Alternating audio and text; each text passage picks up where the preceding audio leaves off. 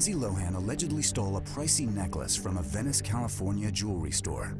On April 22nd, a judge ruled that the alleged theft constituted a violation of probation for a previous driving under the influence charge and sentenced the actress to 120 days in jail and 480 hours of community service. She is due to stand trial on June 3rd. This is a look at the life of a child star gone wild.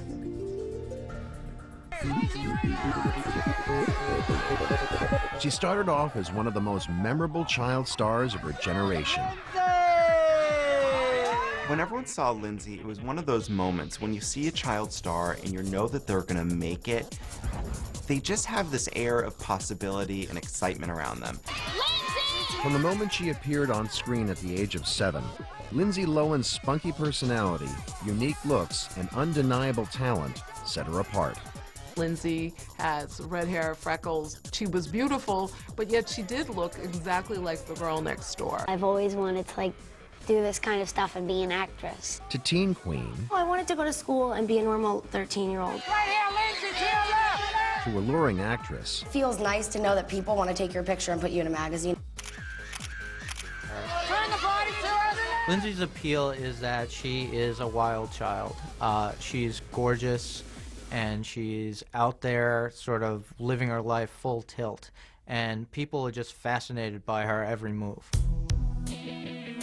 For many years, Lindsay seemed to live a charmed life, but ultimately, her history of family drama and the pressures of Hollywood have taken their toll.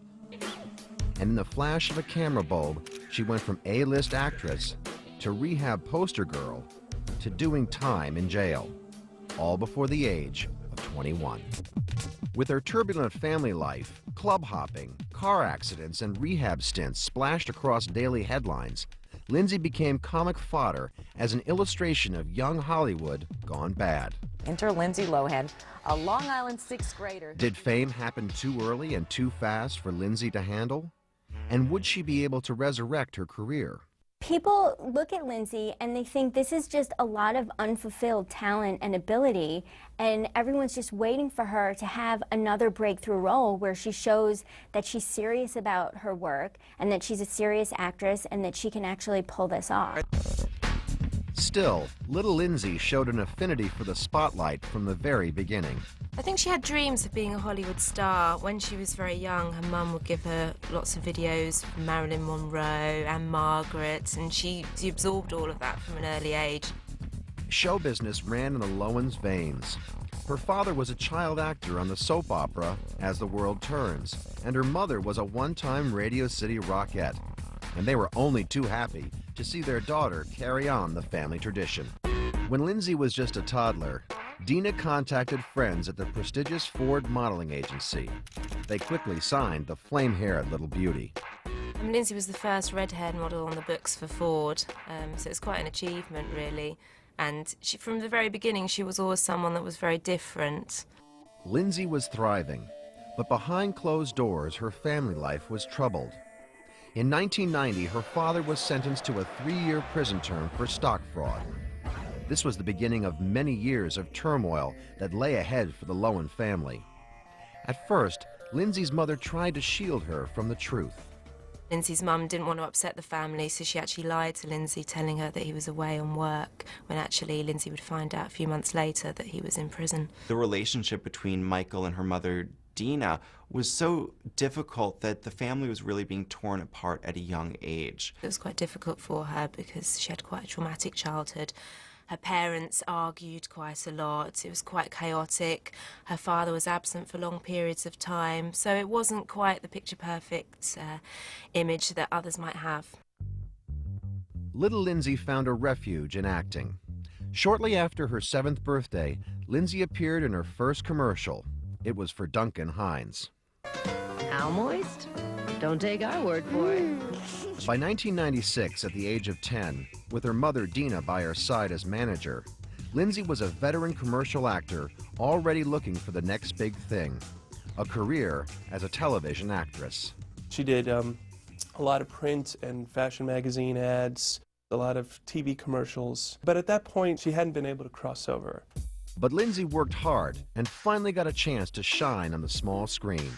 She did lots of little things, which eventually led to her landing the role of Allie on Another World, which was her first true big break. She auditioned for a role in the Disney film The Parent Trap, a remake of the 1961 film that made Hayley Mills a star. Competition was incredibly fierce.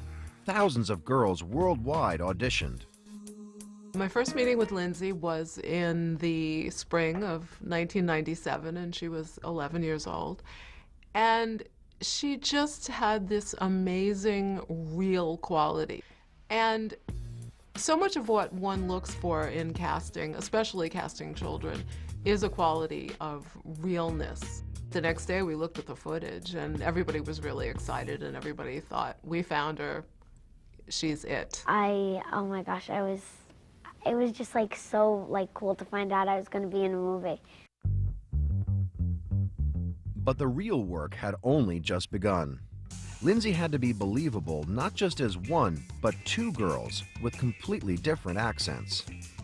It wasn't just someone showing up to be cute and smile and be the cutesy kid for comic relief. I mean, she was carrying the movie. It was very demanding. She had to work with a dialect coach to learn the British accent. She had to take horseback riding lessons. She had to take fencing lessons. I think she didn't have one day off in that entire time. And she was such a trooper. She loved it. And I think everybody, the actors around her, were all just amazed at her professionalism and her poise. She really sparkled as this 11-year-old girl trying to get her parents back together. One has to wonder now whether she was drawing on some of her real-life experiences to pull that off quite as brilliantly as she did. I hope you're not mad because I love you so much, and I just hoped that one day you could love me as me and not as Annie. We all thought, oh, this girl has it, whatever it is. After shooting Wrapped, Lindsay returned home to Long Island. In hopes of blending back in with her classmates, she explained her 8-month absence as a long vacation. She was actually going to public school on Long Island, and when she came back, she told none of her classmates. And that was the thing about Lindsay. She loved acting. It was something she did, but she didn't do it to brag to her friends. No big deal. And then this movie comes out. Then all of a sudden, her face is on the billboard at the marquee at the movie theater. All of a sudden, she's in commercial trailers. And her friends are like, is that you?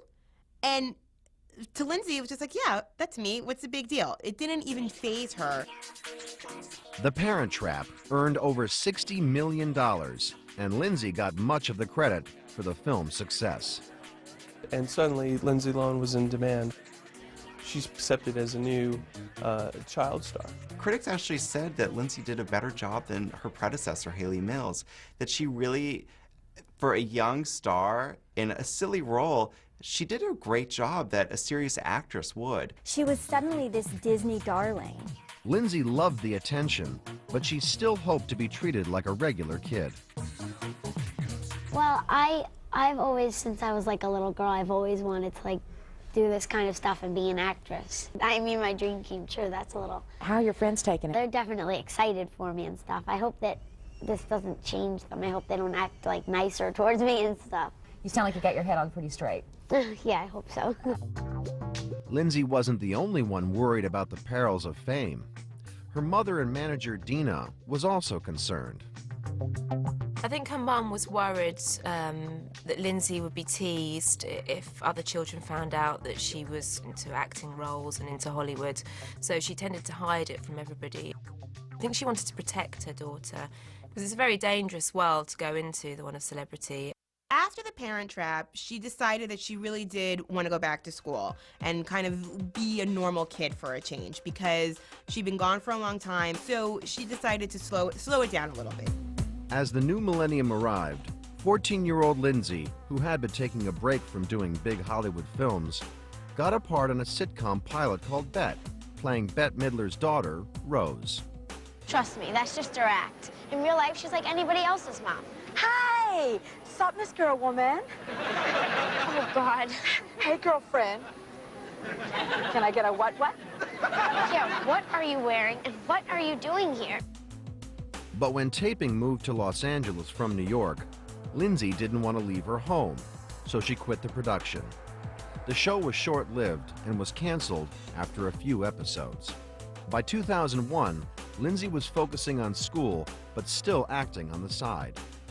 She didn't completely take herself out of Hollywood, but she did sign a 3-picture deal with Disney, and she did a few made-for-TV Disney movies. She did a movie called Life Size with Tyra Banks, who played a doll come to life. She was in this movie called Get a Clue. But none of those really took her out of school for the same amount of time as The Parent Trap did. So she was able to work these into her schedule during vacations, on weekends. But in time, Lindsay discovered that she could no longer be just another girl at the local high school. After a while, people realised that she was acting. They knew who she was. And when that happened, there was an element of jealousy. So Lindsay was pushed out. She was a bit of an outsider. After her star turn in The Parent Trap, Lindsay Lohan returned to Long Island, New York to try and live a quiet, normal teenage life. But it wasn't long before she saw other young actresses like Hilary Duff and Raven Simone moving ahead in the Hollywood sweepstakes. She started to notice a lot of these other actresses that she sort of had gotten to know just from the rounds were starting to book major movies or record deals or TV shows. I had fun being in school with my friends and stuff, and then I started seeing all these other girls my age come out, and I was like, I kind of want to do that again. I miss it. And at just 15, Lindsay decided too much had changed for her to remain in school like any other teenager. So then she went for homeschooling, and she concentrated on her career. She decided her self-imposed break was done. It was time for her to get back in the swing of things. Luckily for Lindsay, Disney execs wanted her back as quickly as possible. They asked her to audition for another big screen remake, this time of the 1976 film Freaky Friday. Freaky Friday is about a mother and daughter who swap roles. Suddenly they're transformed into each other's bodies and have to live their lives. Like The Parent Trap, the original Freaky Friday had helped launch the career of one of America's best-known child stars and one of Lindsay's idols, Jodie Foster. So here was her big chance to fill the shoes of one of her idols and make a major motion picture that, you know, could put her back on the map. First, Lindsay had to get through the audition, and she decided to take a huge risk. The part was supposed to be conceived as actually a sort of a goth girl. But when she came in, she had the confidence to actually say, let me try to tweak this role for my audition before she had even landed the part, and played it as more of an Avril Lavigne, kind of a fun rock chick type part in khakis. And actually, it was a bit of a gamble, but the producers loved it, and that's what they decided to run with in the end. She got the part of the daughter Anna, and once again, Disney had found the perfect girl in Lindsay. Not only was she a really talented actress, but she's a real teenager. That break she had taken, those 3 years she had gone back to school, she got to really experience what life was like in high school. Even though Anna's so different from me, it was easier for me to play her because I know what it's like to be a teenager, and I know the things that Anna deals with, like the other girls in school and schoolwork and just pressure of being accepted.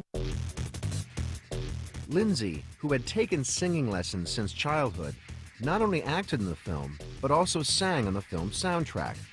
And when the movie was released in 2003, everyone who saw her knew she was a star in the making. With Freaky Friday, all of a sudden, you know, critics are like, who is this young talent? By most critical opinions, Freaky Friday is superior to the original. Good news all at once. She's like out Jodie Fostering Jodie Foster in this film. What is this? What have you done to my ear? Mom, it's an earring. Take it out. Take it out right now. No, it looks cool. Oh, don't start with me. And those clothes are going back first thing tomorrow. Why? Everyone likes them. You look great. I look like Stevie Nicks. Who's he? Freaky Friday went on to pull in over $100 million at the box office. It was such a smash that the film's producers gave their young star a generous bonus. Disney offered Lindsay a bonus check of $1 million. One of the heads of Disney invited her into the office and gave it to her, and she couldn't believe it was happening. Lindsay never really let that success go to her head. She was just always very determined to get on with her next role. Even though Lindsay lived in New York, she was moving up in the Hollywood ranks. Her growing status as one of the town's teen queens got her more and more attention from movie execs and the paparazzi alike.